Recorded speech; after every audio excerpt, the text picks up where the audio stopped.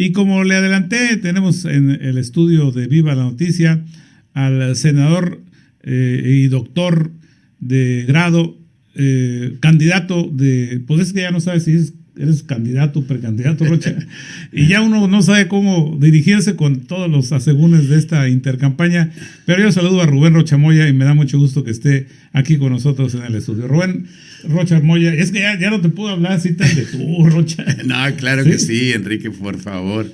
Qué gusto saludarte. No ha cambiado nada, ¿eh? Somos amigos, somos gente que hemos estado, que nos encontramos hace tanto tiempo. En la época que yo era rector, me acuerdo que tú reporteabas mucho allá con nosotros en la universidad. Sí, desde antes.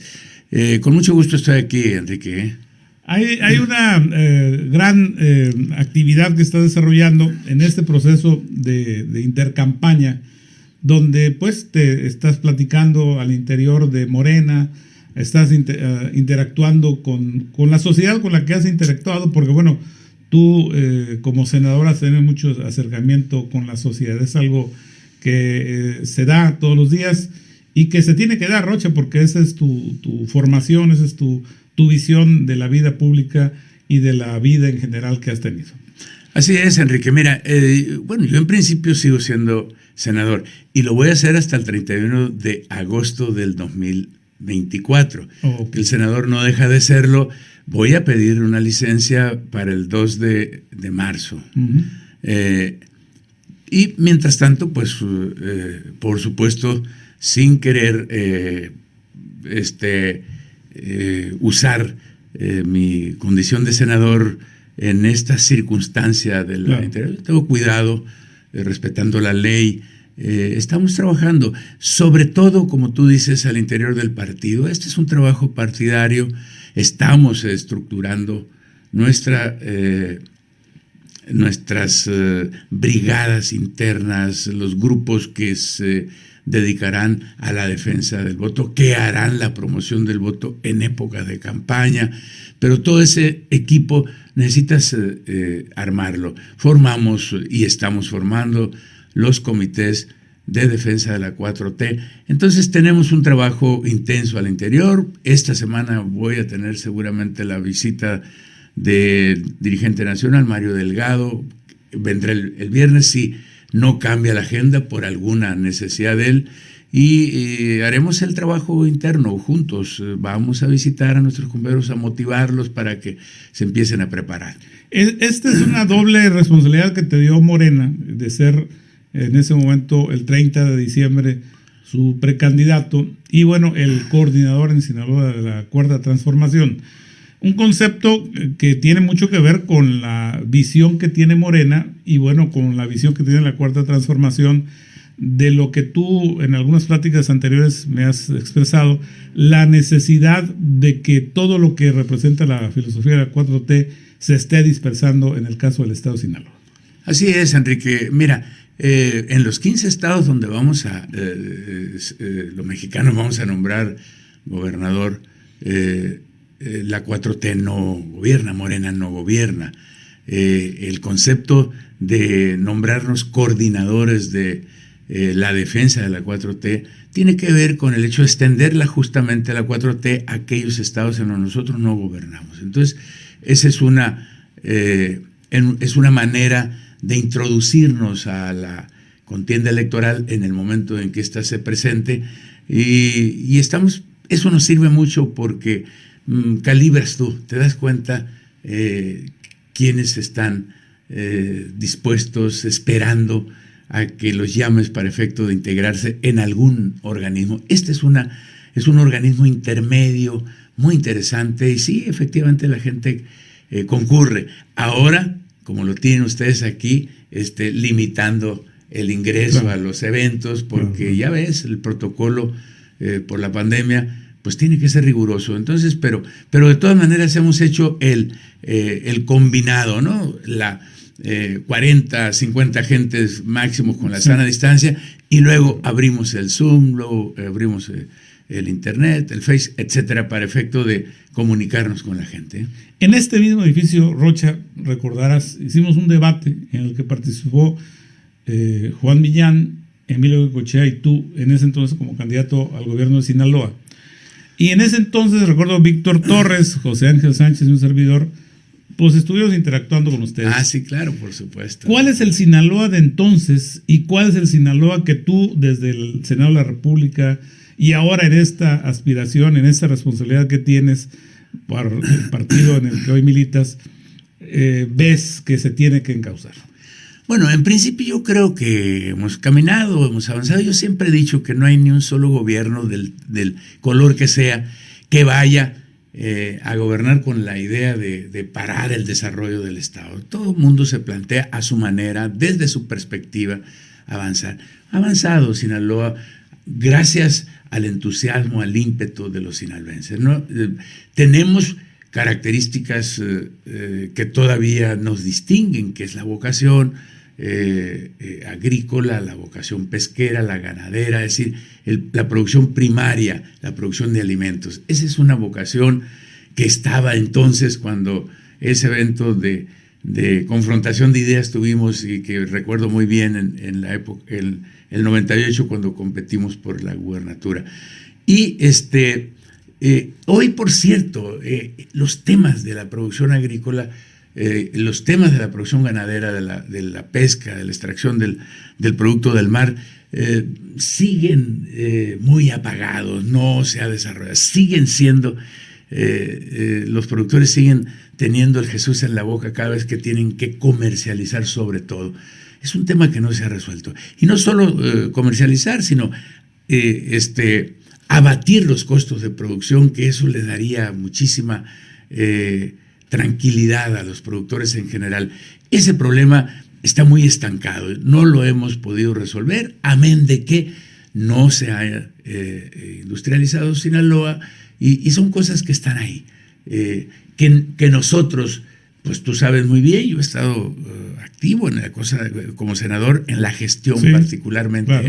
Y no solamente de los granos, también de los productores del tomate. Estuve muy atento con ellos el año pasado, que les quisieron incorporar un nuevo arancel a propuesta de los productores de Florida por la llamada estacionalidad. Es decir, nosotros nos toca producir el tomate en esta época, cuando está produciendo Florida, que es la estación del año en el cual competimos.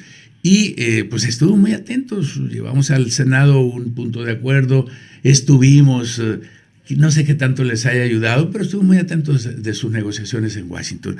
Entonces, esos temas pues son fundamentales, porque eso implica a toda la población sinaloense.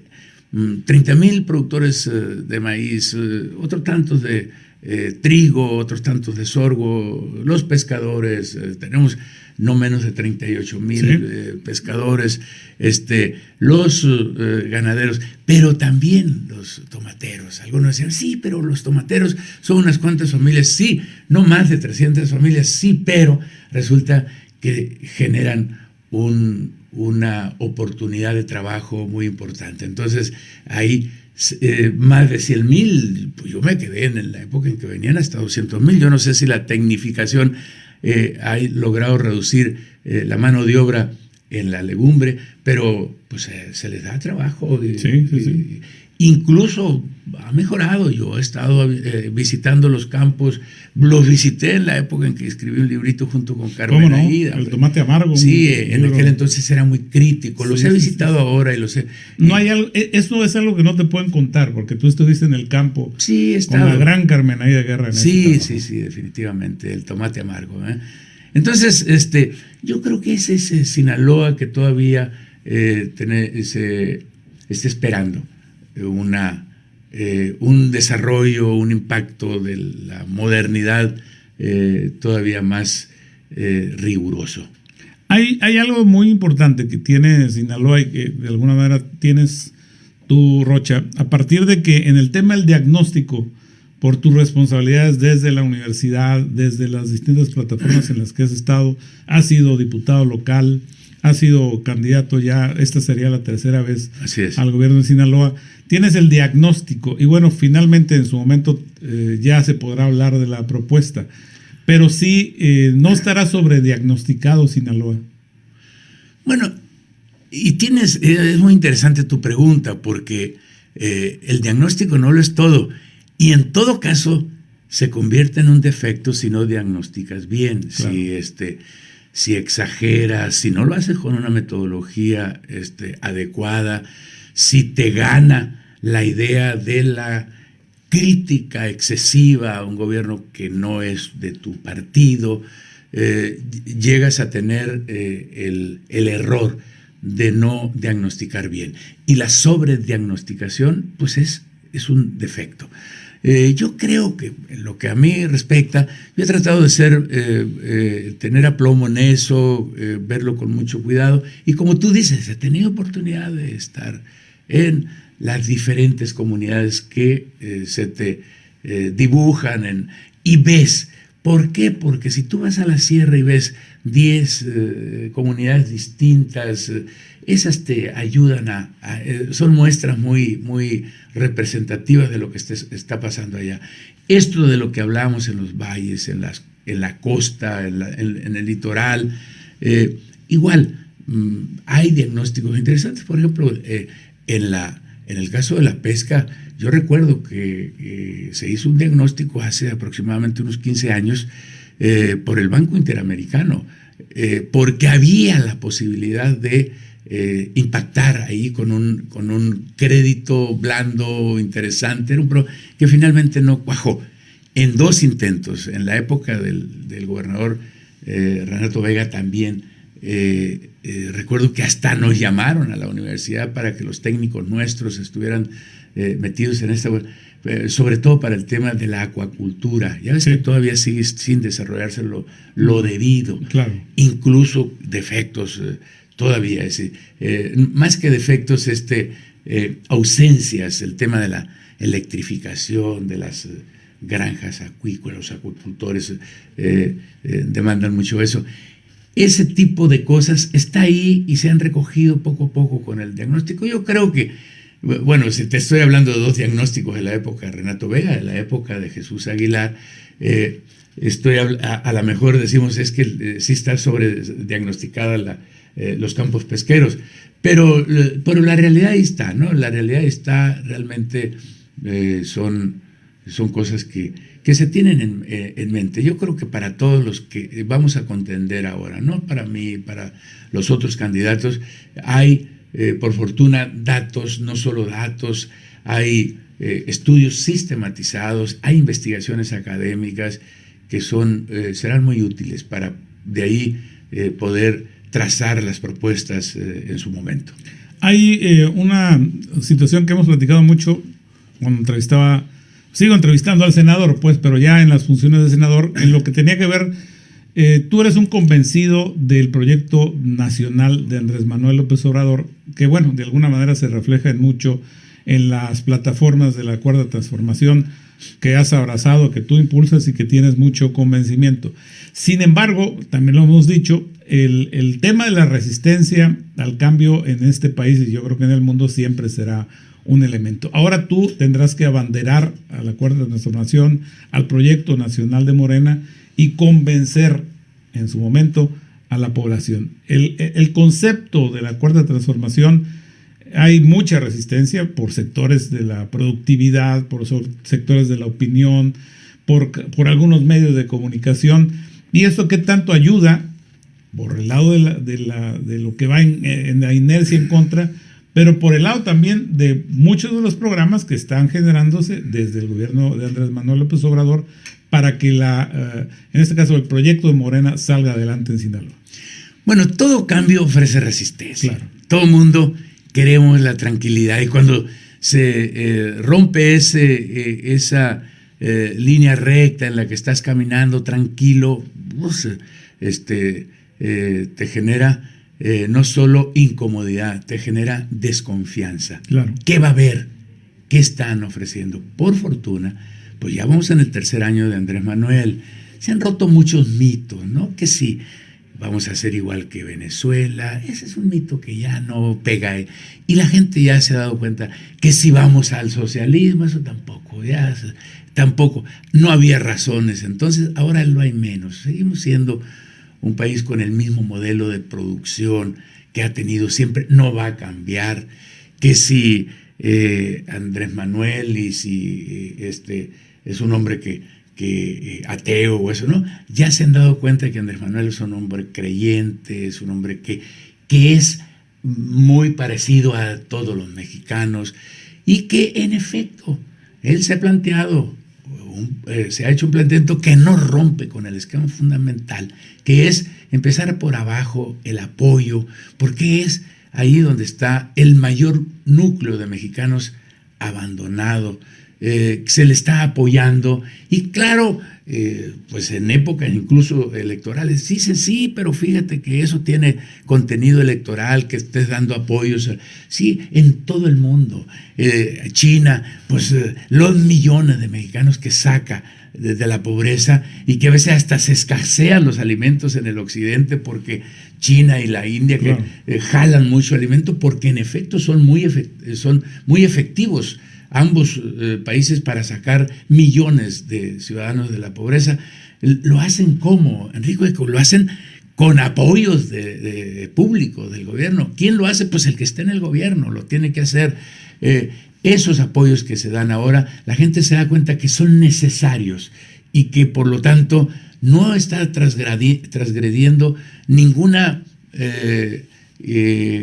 manera de pensar anterior. Incluso yo recuerdo los años 50, los años 60, había una serie de programas, yo me acuerdo de la llamada carne de mero que nos decían a nosotros, yo no sé si lo era de mero, pero yo me acuerdo en mi rancho, en Matequitas, con 50 centavos que nos daba mi mamá, estoy hablando de los años 50, sí.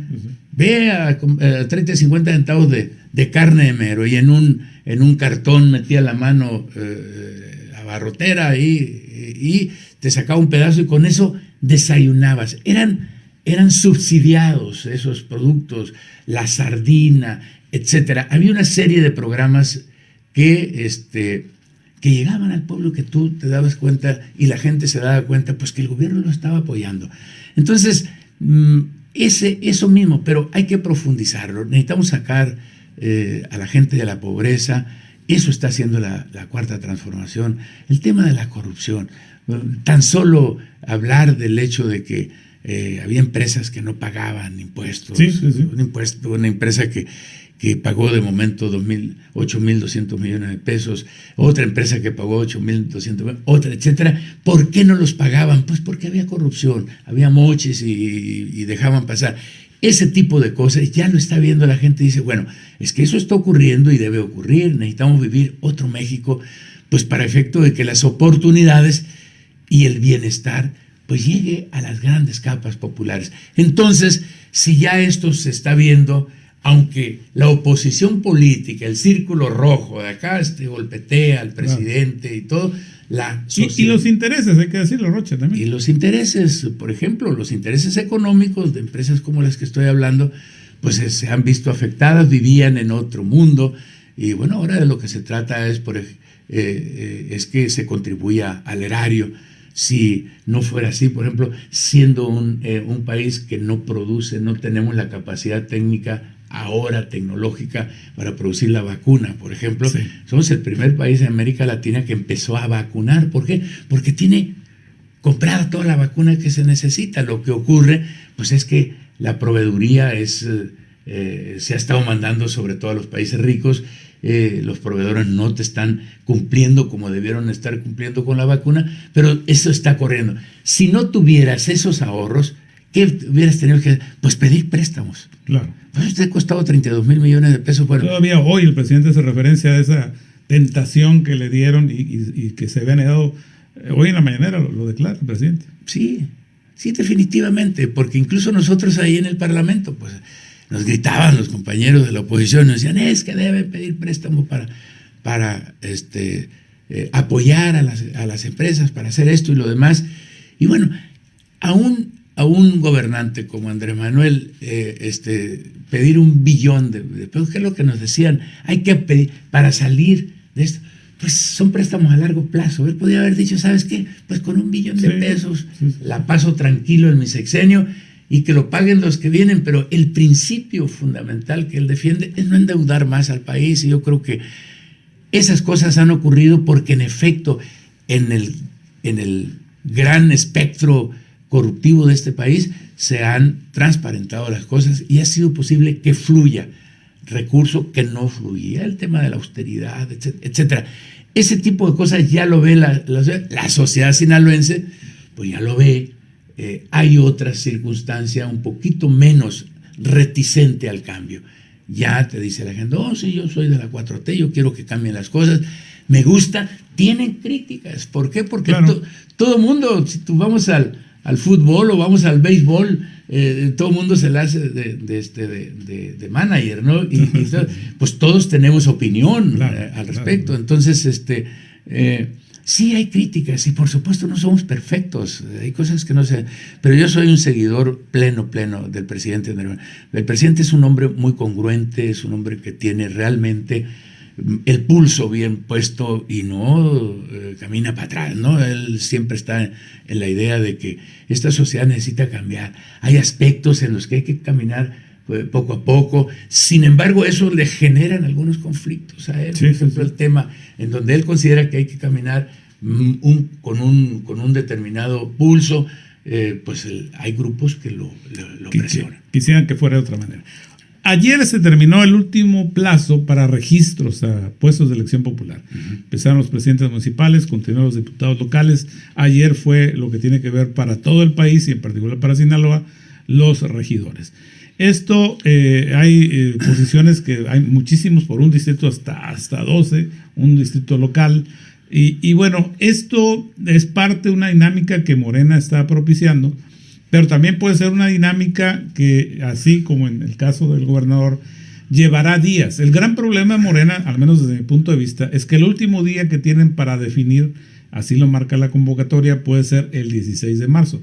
Igual lo hacen antes, porque eso no lo quita la convocatoria. Este tema de decidir en el plazo que se decida todos los puestos de elección, 18 presidencias municipales, 24 diputaciones locales y un número muy importante de regidores, ¿qué tanto ayuda o qué tanto da democracia o qué tanto se puede entender esta democracia?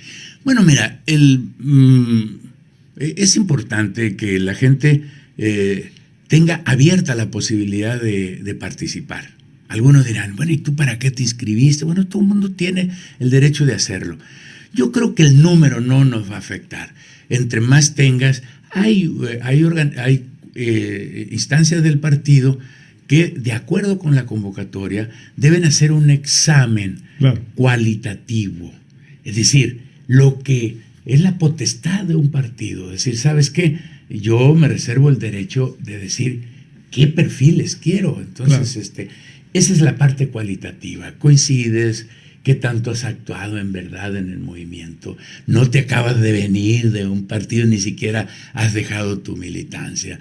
Porque tenemos muchos casos de esos, que se inscribieron. ¿Por qué? Porque si no eran militantes se podían poner externo y no le decían, ¿y de dónde vienes? No. Pero sin embargo, toda esta investigación la está haciendo el partido. Es decir, a ver, ¿qué tanto acreditas tú acciones que te liguen a la cuarta transformación? Acabas de abandonar, vienes de otra parte, lo que se llaman los que... changos mecateros, algunos les dicen. Algunos les dicen esta parte cualitativa la revisa porque la convocatoria se lo permite. Hay un punto de convocatoria que dice el partido a través de la Comisión Nacional de Elecciones va a revisar, va a checar y va a ver. No vamos a despreciar a nadie, simplemente que si los comparas, tú dices, no, pues es que este otro compañero viene desde el 2006 atrás de Andrés Manuel y empujando y tiene... Bueno, son criterios que se van a... Y por otro lado viene la parte cuantitativa, el sondeo. Sí. ¿Qué tanto me puede dejar un candidato? ¿Qué tanto me puede dejar? ¿Es rentable? Puedes, en efecto, tienes historia y demás, pero no estás en condiciones de que ganes. Hay otro compañero que tiene historia como tú medianamente, sin embargo, está claramente identificado con Morena, con la 4T y puede, tiene presencia en la gente. Por eso es que esos dos aspectos ayudan. Claro, entre más hay, pues el trabajo es mayor, pero se está haciendo. ya, por ejemplo, los candidatos a diputados federales no tardan en salir, Sí, ya tienen su... Y muy probablemente los que estén saliendo juntos, y lo vamos a hacer, por supuesto, antes del 16 de marzo, van a ser presidentes municipales y diputados y los propios regidores, ¿no? Porque pues hay que registrar, en el caso no es solamente vas a registrar presidente municipal, registras planillas. Entonces, vamos a estar en condiciones, estar trabajando. Yo acabo de estar en México con el presidente Delgado y me comentó todo lo que están haciendo. Es decir, por ejemplo, auscultar, sondear, hacer la encuesta, se va a hacer de un solo. ¿Por qué? Porque se va a meter, ya tenemos registrados a todos, se meten a los candidatos y se va a sondear en todo el estado, a la vez los presidentes municipales, los diputados, etcétera, ¿no? Uno de los temas que al menos yo pienso que les puede afectar en la elección global es el caso Mazatlán. El que el Químico Benítez no se sepa si se registró o no se registró, si va o si no va, esta sanción que le tiene el Tribunal Estatal Electoral, esta situación interna de Morena. Esta situación lo tienen valorado, lo tienes tú valorado, porque finalmente los votos individuales son muy importantes, pero los votos del colectivo, sobre todo el segundo lugar donde más población tiene derecho a votar, es importante. ¿Cómo lo visualizas tú? Sí, Enrique, y tienes razón. Ese es un problema. Necesitamos que esté con nosotros. Químico, hemos hecho el acercamiento, hemos estado discutiendo. Hay cosas que son imponderables, que no dependen de ti. Hay cosas jurídicas que tienen que tenerse en la consideración. No es fácil decir, sabes que una decisión de partido solo, no. Tienes que considerar el entorno, sobre todo en este caso jurídico. Claro, que es muy importante. Que es muy importante, es que tenemos en Guerrero. Sí. Y no podemos tener, aunque sean cosas un poquito diferentes, sí. Estamos hablando también de actitudes frente a género. Y que un tercero las ha sancionado, o sea, no es Morena. No somos nosotros, no es Morena, no. Entonces, ahí está. Sin embargo, es posible llegar a un acuerdo, un avenimiento. Ahí se lo hemos estado planteando al Químico Benítez, que es nuestro compañero, que es, por supuesto, y él tiene una presencia en Mazatlán, desde luego que sí. Entonces, pues estamos viendo. Pero a veces se pueden resolver y a veces no. Pues, ¿qué ocurre? Pues cuando no puedes resolver, va en tu contra. Claro. Y cuando lo puedes hacer, pues, qué bien. Pues esas son lo que importa en la política, ¿no? Que tengas capacidad de poder encauzar esos temas. Estamos buscándole. Esos, como en general, dicen, sí, pero a la hora, lo que tú preguntabas antes, a la hora de definir los candidatos, sí, pues eso es claro que va a haber compañeros seguramente que no compartan, pero vamos a tratar de restañar las situaciones, pero es parte de que dijeras tú, oye, pero no, aquí en Morena no ocurre eso, ¿no? Sí, en todos lados. En todos lados ocurre, y dejaras de ser diverso. Imagínate que haya unanimidad y que todo el mundo diga, es que bueno, porque jaja. Bueno, hay un aspecto que a nosotros mucho nos ayuda, que es el liderazgo del presidente Andrés Manuel, claro, que está sobrepuesto para todos los compañeros. Y ahí hay un respeto y muchos compañeros dicen, no estoy de acuerdo, no me muevo. ¿Por qué? Porque le afecta a la 4T que nuestro líder está llevando a cabo. Y eso te ayuda. Y eso, por supuesto, mucho nos ayuda. Rocha, te agradezco mucho que estuvieras esta mañana con nosotros. Me da mucho gusto platicar contigo como siempre. Y bueno, seguiremos platicando en los próximos días. Y bueno, por supuesto, ya en la campaña constitucional, conocer pues las ideas que le traes a Sinaloa para esta candidatura y bueno, para gobernar esta entidad que sabemos quieres tanto y que has trabajado tanto por ella. Te agradezco mucho, Enrique, y ya sabes, cuando tú gustes, nomás me mandas un mensajito y ya me tienes contratado para venir. Yo vengo con mucho gusto aquí, siempre lo has hecho, no es nada extraño, no es cosa del momento, no es cosa de coyuntura. Siempre te ha interesado que te pueda platicar las cosas que estamos haciendo y luego con mucho gusto. Saludo con gran afecto a tu auditorio, que es muy amplio, y están a todos los sinaloenses y a todas las sinaloenses. Gracias. Es el maestro doctor Rubén Rocha Moya, que es ya el candidato de Morena al gobierno del estado de Sinaloa, que usted ha escuchado, lo que se puede hablar con este tema de la intercampaña, y seguramente más adelante, cuando venga la constitucional, ya escuchará las propuestas que tiene el también senador de la República, una de las figuras de la izquierda histórica de nuestra entidad, que está en este terreno. Habrá que decir que también en esa 1998, la mejor votación que ha tenido el PRD de un candidato a gobernador la tuviste tú. La izquierda en general, sí, la izquierda en este país. La izquierda, sí. Es la mejor votación para la elección local, ¿no? Y me acuerdo también, lo tengo que decir porque no me callo ni mis pecados, ya me está diciendo Mary que me calle, que pusiste en un brete al ex gobernador Millán en ese debate, que aquí, ahí por donde está César, lo celebramos en otro contexto. Y bueno, Rocha pues siempre fue y es todavía un hombre muy aguerrido, y fue un buen debate. Emilio Goicoechea, mis respetos para él, el licenciado Millán, que también, y lo interesante es que los tres tan diversos ajustaron con mucho respeto, con mucha altura y con mucha calidad de debate. Lo recuerdo muy bien. Fue un debate muy interesante, histórico. Gracias, mi estimado. Gracias, Enrique, muy amable. Vamos a ir a una pausa comercial. Es Rubén Rocha Moya, usted ya lo escuchó y lo seguirá escuchando, por supuesto, en este espacio en los próximos días y semanas.